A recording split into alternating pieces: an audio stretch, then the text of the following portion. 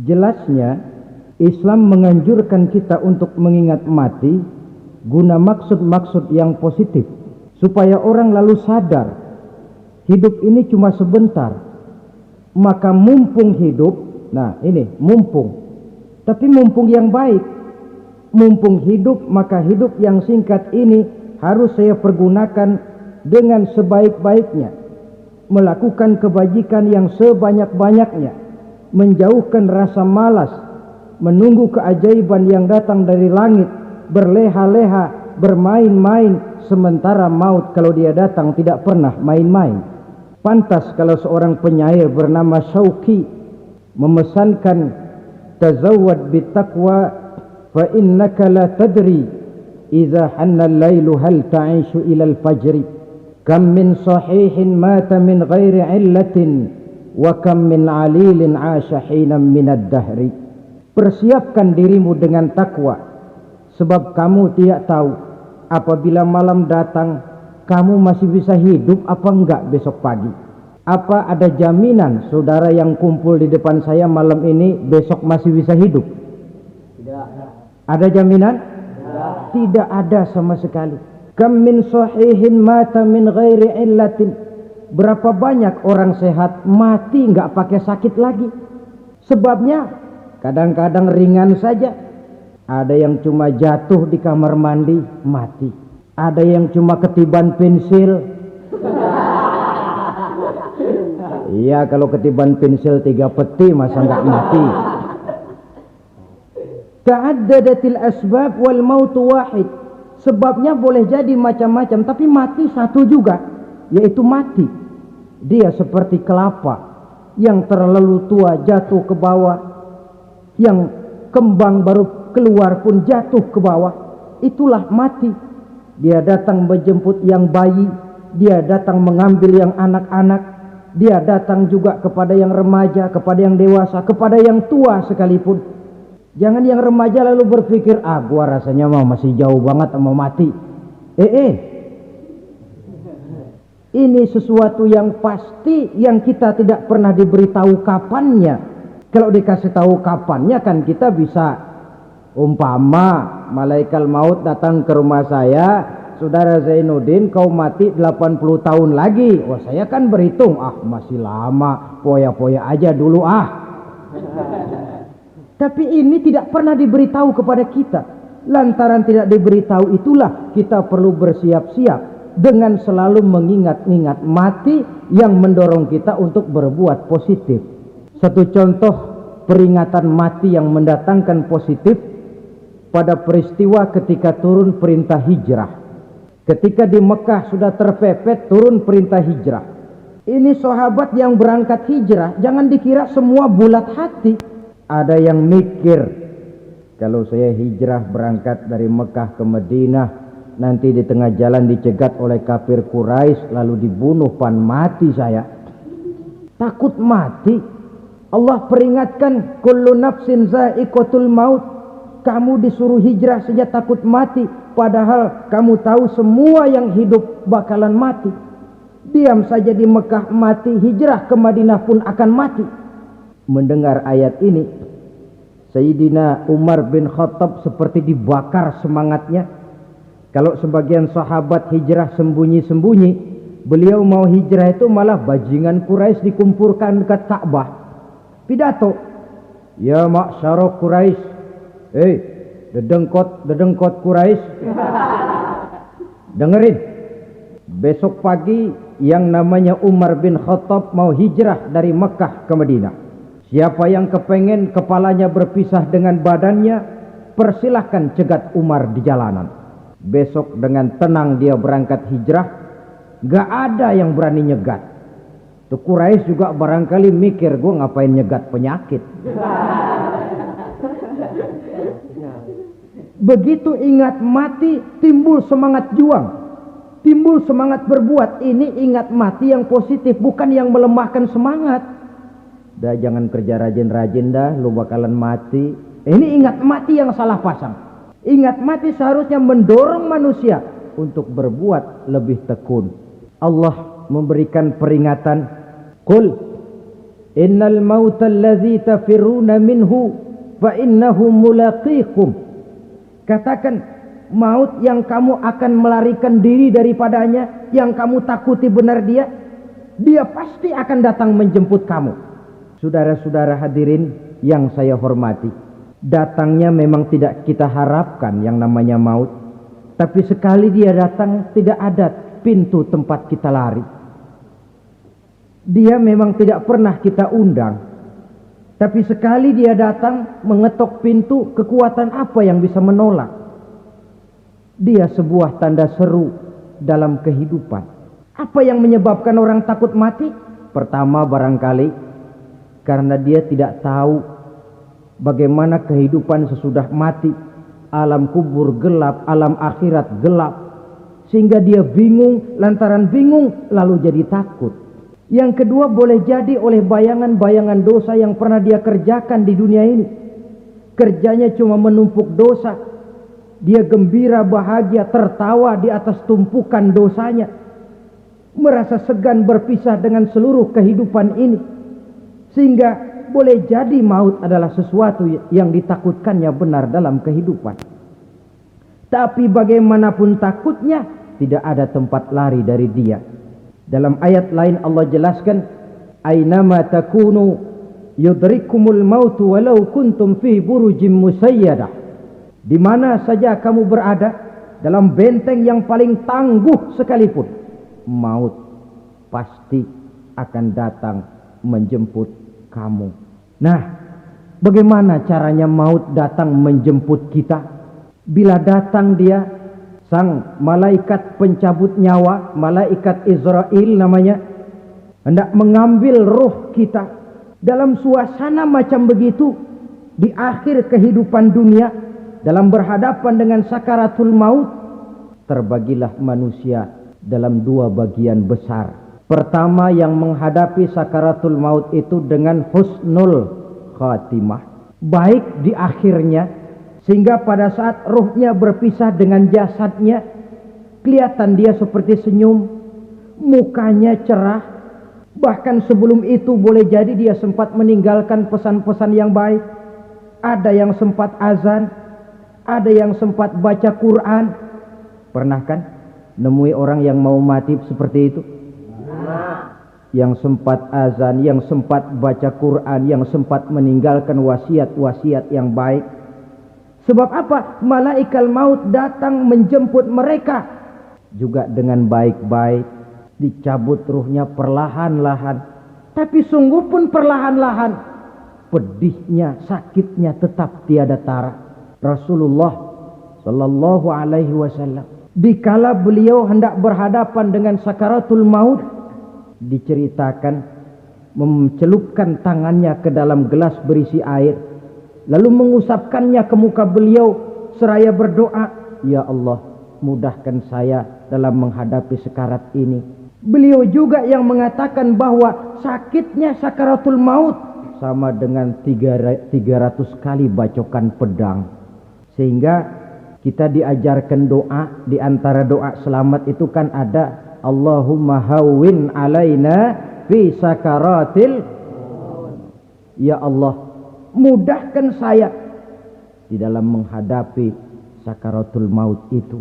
Ketika ruh ini keluar dari jasad, mata masih mengikuti ruh itu.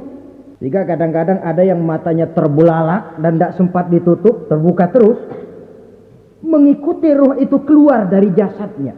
Adapun golongan kedua, manusia yang ketika berhadapan dengan sakaratul maut mendapatkan su'ul khatimah, jelek di penghabisannya. Sekaratnya sudah setengah mati, lalu jelek juga di akhirnya, mati dalam keadaan yang tidak baik, tidak terpuji. Ada yang lagi megang kartu, mati. Ada yang lagi di tempat ngadu ayam, mati. Ada yang lagi di tempat pelacuran, mati. Ada yang lagi megang botol minuman keras, mati.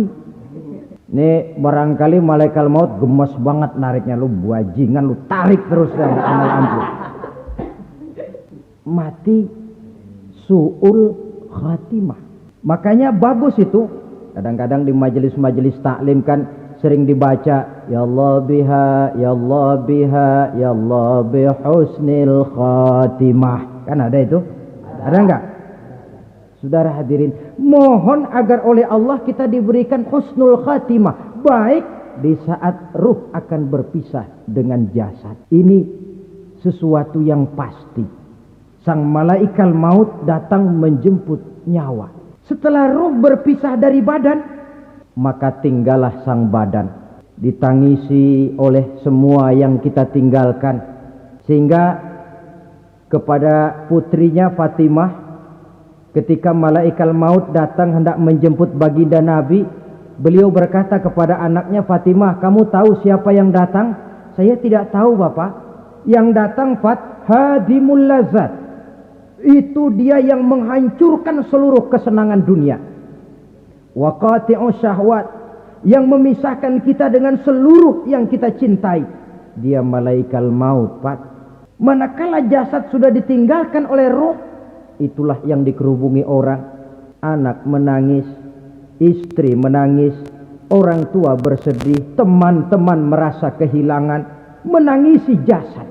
Diuruslah jasad kita, dimandikan sebagaimana mestinya, dikafankan dengan kain putih 3 lembar. Itu yang hendak kita bawa kembali ke tempat asal kita. Pakaian sutra, jas yang mereknya Switzerland wool, kain yang Samarinda, sepatu yang Belly atau Beltoni, jam tangan yang Rolex, kendaraan yang serba mewah. Tidak ada yang menyertai kita. Kain putih 3 lembar itu saja lagi. Demi setelah dikafankan, dibujurkan kita menghadap ke arah kiblat. Orang banyak pun datang menyolatkan kita dengan 4 takbir, diiringi dengan doa. Lalu upacara pelepasan, berangkat kita meninggalkan anak, istri, suami, kampung halaman, tanah air, bahkan alam dunia ini. Selamat tinggal alam dan seluruh isinya. Tinggallah yang tinggal. Saya akan kembali ke tempat asal dari mana saya datang, untuk kembali mempertanggungjawabkan seluruh perbuatan saya dalam kehidupan ini. Manakala upacara pelepasan selesailah sudah, dimasukkan kita ke keranda jenazah, digotong orang, bismillah wa ala millati rasulillah, dibawa ke tempat peristirahatan terakhir katanya. Padahal dulu kalau mau kita istirahat, ke villa lah kita, ke Bali lah kita, ke Hong Kong lah kita, ke tempat-tempat tamasya yang indah. Oh, rupanya akan sampai juga perjalanan menuju tempat peristirahatan terakhir, yang luasnya tidak akan lebih dari 2 kali 1 meter.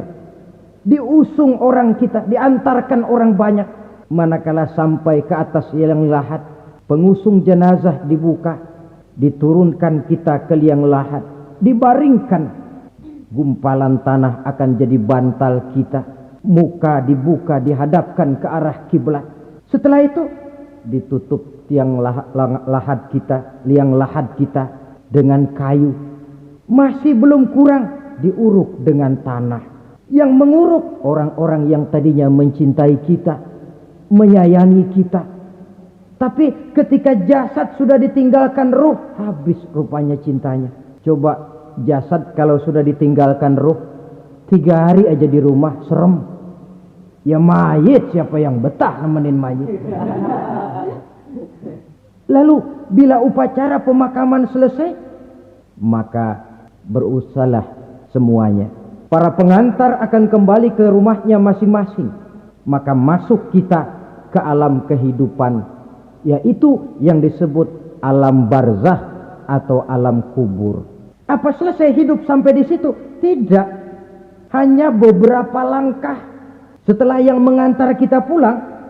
Diriwayatkan dalam hadis Bukhari dan Muslim, bila seseorang sudah diletakkan di kuburnya, lalu yang mengantar kembali pulang, maka roh si mayit akan dapat mendengar bunyi terompah orang yang pulang itu.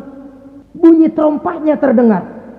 Datang 2 malaikat menanyakan dia dengan pertanyaan-pertanyaan yang kalau bisa dijawab dengan betul, 2 malaikat yang bernama Munkar Nakir akan bilang, jawabanmu betul, tenanglah kau di sini, naumatal arus, tidurlah kau di sini seperti tidurnya pengantin. Orang yang baik-baik di alam kuburnya akan mendapat nikmat kubur. Sehingga masa penantian yang lama, sebab jangan lupa, kita masuk ke kubur itu kan menunggu sampai datangnya hari kiamat. Jadi kalau kiamat umpama masih 1000 tahun lagi, ya 1000 tahun kita menunggu. Orang yang baik-baik penantian di alam kubur, kata malaikat, naumatal arus, tidurlah kamu seperti tidurnya pengantin. Bagaimana sih tidurnya pengantin? Nggak berasa.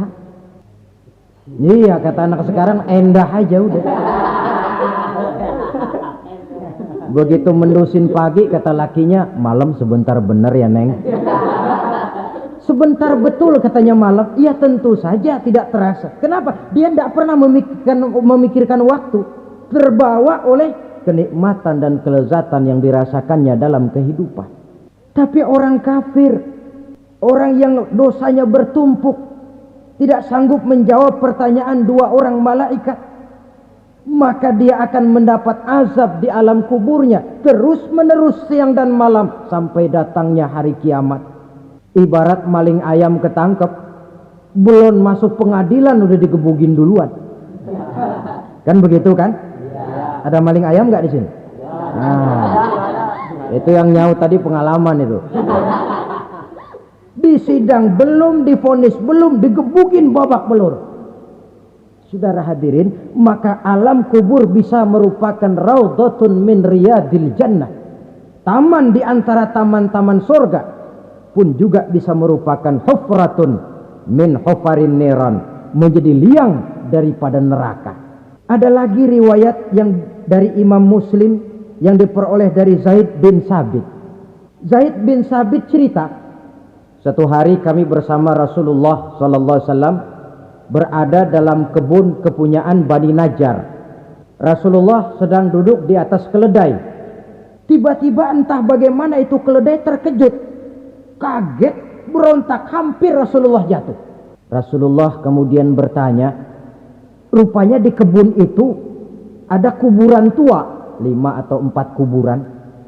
Rasulullah lalu bertanya, saudara-saudara ada yang tahu nggak ini kuburan siapa? Nggak ada ya Rasulullah. Memang kenapa? Ini penghuni kuburnya lagi disiksa oleh Allah.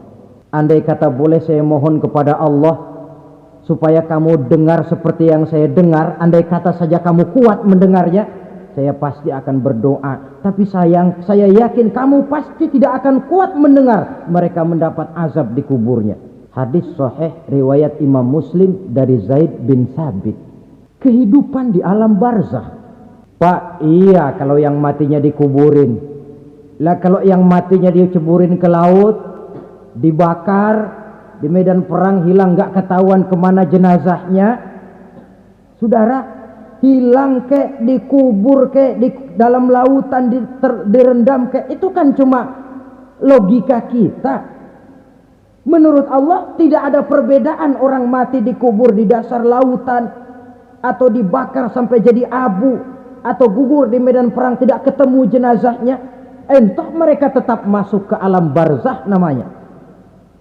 Jasad boleh hancur, tapi roh sebagai sumber kehidupan, pusat kesadaran dan pengertian, dia tetap ada, mengalami kebahagiaan dan kegembiraan atau mengalami kepedihan dan penderitaan, bergantung kepada amalan yang kita lakukan dalam kehidupan di dunia ini. Maka dalam Yasin tadi kan jelas, qul yuhyiha alladzi ansha'aha awwala marrah, yang menghidupkan mereka yang dikubur di dasar lautan, mereka yang dibakar sampai jadi abu, yang akan menghidupkan ialah Allah yang menciptakan mereka dulu pertama kalinya. Jadi kalau sudah ada aslinya, ya tentu tidak perlu contoh lagi, akan sangat mudah membuatnya. Orang tua kita, keluarga kita yang sudah berpulang, mereka di alam barzakh sekarang ini bisa mendapat nikmat kubur, bisa mendapat azab kubur, bergantung amalan mereka dalam kehidupan di dunia ini. Dalam Musnad Imam Ahmad dan Sahih Abi Hatim malah ada tambahan riwayat, orang yang banyak kebajikannya di dunia, amalannya akan datang menemani dia. Sholatnya dekat kepalanya, puasa sebelah kanan, zakat sebelah kiri. menghibur dia. Malahan dikatakan berbentuk orang yang cantik menemani dia di alam kuburnya.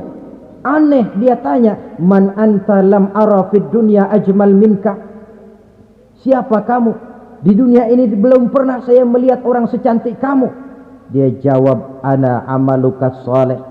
Saya adalah amalmu yang soleh yang kau kerjakan waktu di dunia. Saya sekarang diperintahkan untuk menemani kamu di sini. Alhamdulillah. Sedangkan amalnya yang jahat akan datang dalam bentuk yang menyeramkan menemani dia di sana. Bayangin deh, di kuburan ditemenin yang serem-serem. Sama juga di dunia. Di dunia, kalau kita di tempat gelap ditemenin orang cakep, enak nggak? Wah, pengalaman. Tapi coba bayangin, sudah tempatnya gelap, yang nemenin jelek nggak ketulungan. Gerah kita. Nah, saudara hadirin yang saya hormati, lalu bagaimana tempat arwah-arwah yang sudah kembali menghadap Allah yang disebut mustaqarrul arwah itu? Macam-macam tingkatannya sesuai dengan profesi dan amalannya waktu di dunia. Ada roh-roh itu yang setelah pisah dengan jasad, artinya mati, ditempatkan di tempat yang disebut a'la iliyin, tempat yang tertinggi. Siapa ini? Arwahnya para nabi dan para rasul. Ini fi a'la iliyin, di tempat yang tertinggi.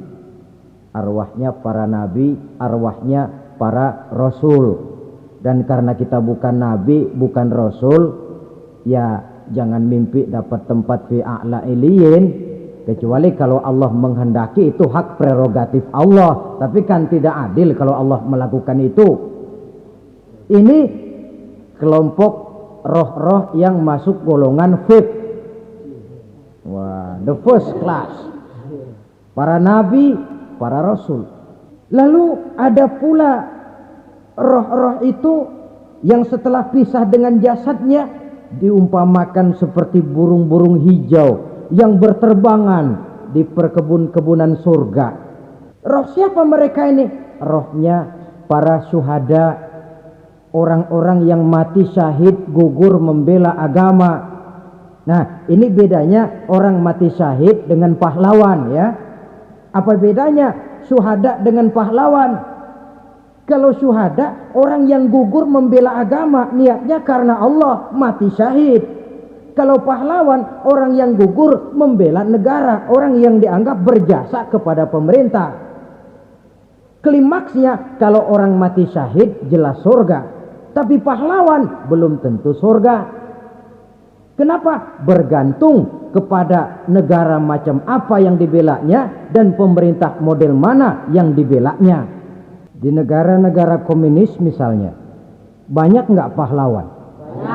Dengan sekian tanda jasa yang mati di medan perang dan sebagainya. Kira-kira pahlawan komunis masuk surga enggak? Ya, kalau pahlawan komunis masuk surga, kita enggak kebagian kapling di surga barangkali. Inilah bedanya pahlawan dengan orang mati syahid. Kemudian ada pula roh itu yang tertahan di pintu surga. Tertahan di pintu surga. Ini seperti tadi, orang yang mati syahid tapi masih ada kaitan di dunia. Rasulullah pernah ditanya orang, ya Rasul, kalau saya maju ke medan perang bela agama, mati syahid, apa saya masuk surga? Iya, masuk surga. Kecuali kata Nabi, kalau masih punya utang. Nah, tertahan di pintu surga. Ada pula roh itu yang tertahan di alam kuburnya. Ini umumnya seperti tadi itu, ada mempunyai dosa, mempunyai kesalahan sehingga merasakan azab kubur. Ada juga roh itu yang tertahan di permukaan bumi, mereka yang dalam hidup selalu menumpuk dosa-dosa yang besar, meninggal sebelum keburu untuk bertaubat. Saudara hadirin yang saya hormati, inilah yang kita khawatirkan. Sebab jikalau pada saat roh sudah datang, jikalau saatnya roh datang berpisah dengan jasad, menemukan sakaratul maut, Saat itu taubat sudah tidak akan ada gunanya lagi. Masuk ke alam kubur, mendapat azab kubur sampai datangnya hari kiamat. Berapa lama di alam kubur ini? Menunggulah kita sampai datang saatnya kiamat. Nah, saudara-saudara, apa tanda-tanda hari kiamat? Kapan dia akan datang? Bagaimana hal ihwal manusia pada saat terjadi kiamat? Bagaimana alam ini? Bagaimana perhitungan di padang mahsyar? Insya Allah akan saya ungkapkan pada bagian kedua dari ceramah ini. Insya Allah kita akan lanjutkan pembicaraan ini sampai kepada terminal paling akhir, surga dan neraka. Inilah saja pertemuan kita pada kesempatan kali ini. Terima kasih banyak atas segala perhatian. Mohon maaf atas segala kekurangan. Wabillahi taufiq wal hidayah. Wassalamualaikum warahmatullahi wabarakatuh. Waalaikumsalam warahmatullahi